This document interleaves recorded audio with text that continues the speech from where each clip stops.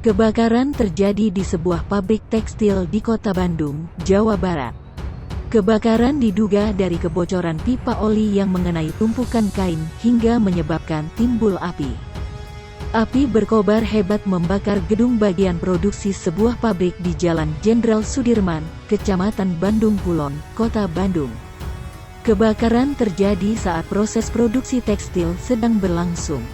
Karyawan pun langsung dievakuasi keluar gedung.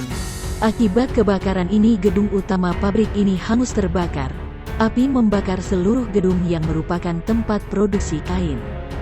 Tim pemadam kebakaran yang datang ke lokasi langsung berjibaku memadamkan api yang sudah membakar seluruh gedung tempat produksi kain.